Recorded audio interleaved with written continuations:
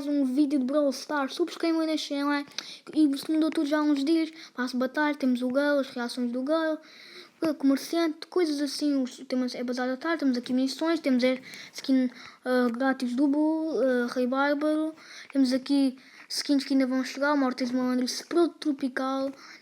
Essas coisas todas, mas vamos aqui só fazer um joguinho com o Bull, Rei Bárbaro e amanhã não, desculpa, 23 de maio. Não é o sábado, amanhã é o outro a seguir. Fazer uma live com 2 desafios de combate. As pessoas que eu conheço são mais próximas, depois vou escrever de alguma maneira, uma coisa assim. Mas as pessoas estão aqui. É às 7, aliás, às 7h20, dia 23, acho que é 23 de março, se não me engano. Mas, e mais o quê? Perguntam aí. Vai ser desafios sobre algumas coisas assim giras para fazer, não é... Bem, não é de esconde, nem nada assim. É só uns desafiozinhos e não sei o quê. Vou explicar as regras. Depois também há pessoas que entram pelo código, não sei o quê. Vou mostrar o código a toda a gente. Por isso é que vou fazer uma live. Por isso é que serve. E pronto. E depois vou dar mais detalhes para aumentar as pessoas. Ai, ai, ai, ai! Muito perto, quase.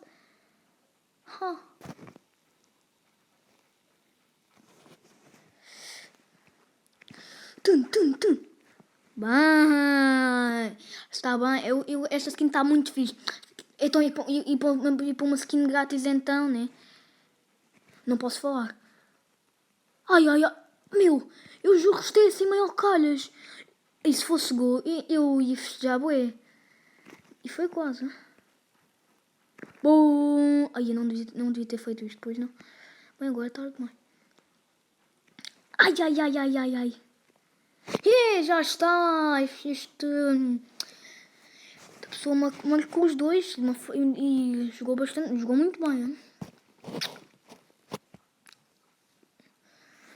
Ok, malta, falamos mais ou menos isto aqui tudo. Depois eu vou especificar na live. Se tiver 20 subscritores também, eu enganei-me. É só em relação aos 20 subscritores. Vou fazer um vídeo só sobre as minhas skins.